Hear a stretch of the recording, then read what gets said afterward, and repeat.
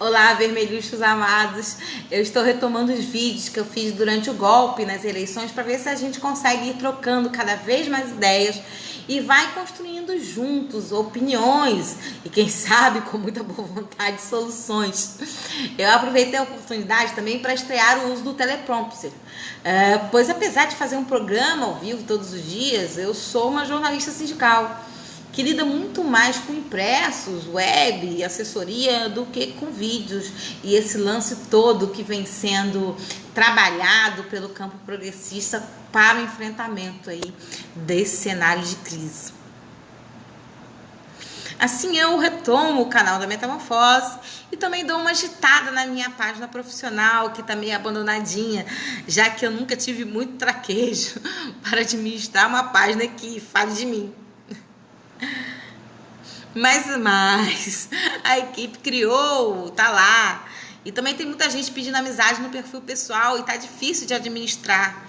E eu acho que eu tenho que tomar um pouquinho de vergonha na cara e criar um conteúdo aí especial e personalizado para esses queridos e queridas que, com muita boa vontade, na verdade, curtiram a minha página, jornalista Marina Valente. E resolvi que meu primeiro assunto seria um sentimento que eu tenho em relação a uma ilusão à esquerda, ou muitas ilusões da esquerda que são recorrentes e que se manifestaram nos últimos tempos. Em especial, depois das manifestações gigantes em defesa da educação e contra a reforma da Previdência. Também os reflexos de uma certa estabilidade do governo Bolsonaro, também as denúncias do Intercept e o documentário do Netflix, Democracia em Vertigem. E qual seria essa ilusão, na minha opinião? Na minha opinião, claro. A de que a solução para a compreensão do que vivemos está limitada a sintomas e ações resultantes da luta de classes e não no enfrentamento dessa luta em si. Que de repente, por si só, a revelação dos fatos, do que aconteceu, mesmo com provas ou com uma boa estratégia de divulgação, vão fazer cair por terra todo um plano que golpeou duramente, ou podemos até dizer que exterminou a nossa democracia, que já tinha suas fragilidades. Isso tudo, de repente, vai resolver o problema do que nós estamos enfrentando. Para mim, Bolsonaro não vai cair tão cedo. Moro também não cairá fácil. E se livrar da face de algum dos golpistas mais sólidos não vai colocar por terra um projeto construído, aliás, muito bem construído, de profunda mudança social para o resgate do sistema capitalista atual.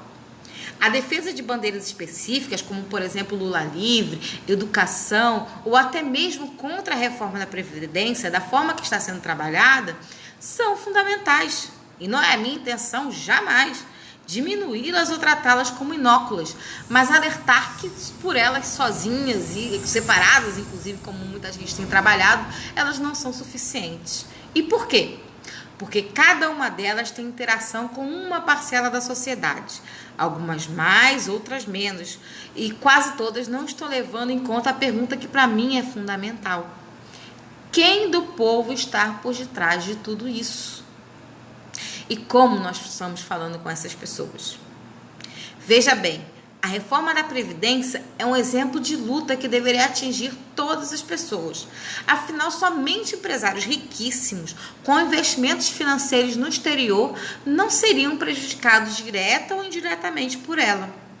E ao enfrentá-la, a gente está enfrentando aí um projeto político montado pelo capital, para além do que consideramos, inclusive, direita ou extrema-direita, através desses políticos que estão se beneficiando a mamar das tetas do Estado e ao sustentar seus projetos individuais de poder como auxiliares do golpe. O inimigo é ainda maior. É o sistema financeiro, o grande capital especulativo e em crise. E esses não vão abrir mão a não ser pelo prejuízo do seu projeto. E podem até propor a queda desse governo, se assim necessário, para colocar outro projeto ainda mais danoso para a classe trabalhadora em seu lugar. Caso isso seja necessário para eles conseguirem o que querem. Por isso, cada uma das articulações na comunicação, no Congresso, na Justiça ou no que resta aí dessa nossa democracia fragmentada é justa e necessária. Mas, na minha opinião, só será efetiva quando os movimentos sociais e sindicais, em conjunto, apontarem respostas mais profundas para aquela parcela da população que está no centro dessa disputa ideológica, que não acontece apenas no Brasil, mas em todo o mundo, a partir de uma crise do capital que está empurrando países para a concretização de projetos fascistas montados a partir de um discurso apolítico. Nesse sentido, entendo os motivos para algumas pessoas criticarem o documentário Democracia em Vertigem, de Petra Costa. Documentário, por sinal, muito interessante. Ele traz a construção de uma narrativa de uma geração que sonhou com um projeto maior e mais democrático de país, depois de ter seus pais vivenciando justamente o completo oposto, que foi a ditadura lá, militar, e tendo lutado tanto para fazer diferente. Além disso, o doc traz à luz o perfil político e até, por que não dizer, psicológico de Lula e Dilma, com um conteúdo exclusivo e uma denúncia, inclusive, concreta sobre o papel aí das construtoras e os governos passados. E embora não seja essa promessa da Petra, e a gente também não pode fazer essa cobrança dela, ela não é apenas uma peça sozinha da luta.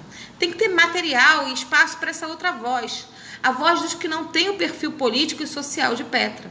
E que são justamente as pessoas que, diferente de mim, dela e de você, que provavelmente se emocionou a beça ao ver o documentário, elas resolveram ir para a rua sem nem saber exatamente o que as estava sufocando. Aqueles que estão chamando de pobres de direita, de coxinhas, burros e toda uma sorte de palavras que muitas vezes colocam no mesmo barco o dono do carrinho de pipoca e o velho da van. Sendo que o pipoqueiro jamais será igual ao velho da van, para além de uma unidade oportuna, baseada não apenas numa construção ideológica opressora, como muitos estão aí afirmando, mas também por questões econômicas crescentes diante das constantes mudanças do sistema, em especial a precarização, o empreendedorismo e a uberização, que para mim configuram diferentes fases do que alguns estudiosos importantes como Rui Braga e Giovanni Alves falaram aqui no Brasil e chamaram de precariado.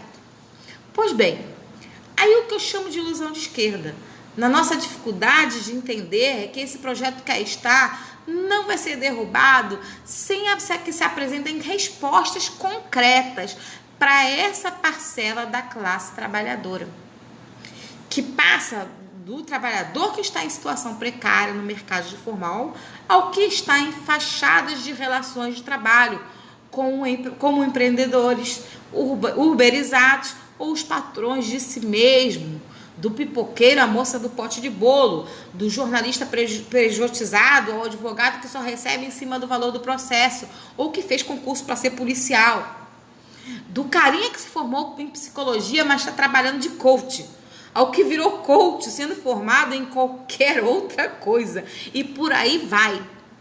Esse povo que não é patrão, ou é só empresário da boca para fora, na verdade é tão ou mais explorado que qualquer outro trabalhador formal.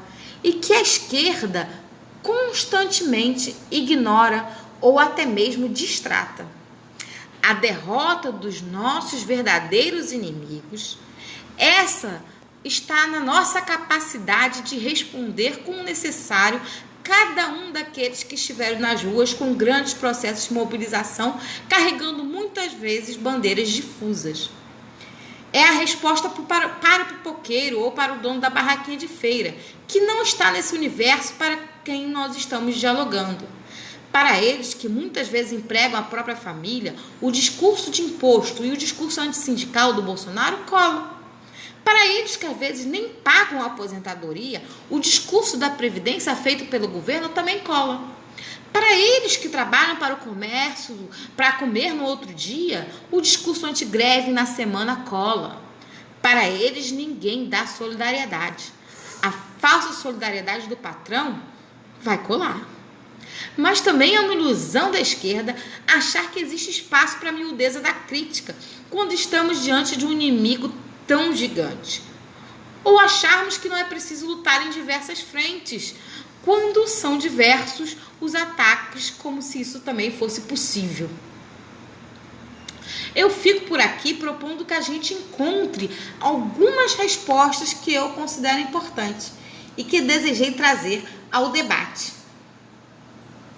Primeiro, qual o perfil da classe trabalhadora atualmente? Segundo, estamos falando para as pessoas certas e da melhor forma? Terceiro, estamos pegando o melhor do que temos e construindo historicamente no movimento e inovando para abrir esse diálogo? Ou apenas estamos nos agarrando ao que é velho e que não tem mais utilidade? Ou, por outro lado, copiando uma ou outra iniciativa que achamos que é certo? E copiando, inclusive, sem a menor reflexão. Quarto, por que somos tão críticos com nós mesmos? Quinto, por que fazemos comunicação sem informação? Ou ainda, por que seguimos comunicando para um ideal de trabalhador romantizado? Eu fico por aqui, estou esperando a resposta.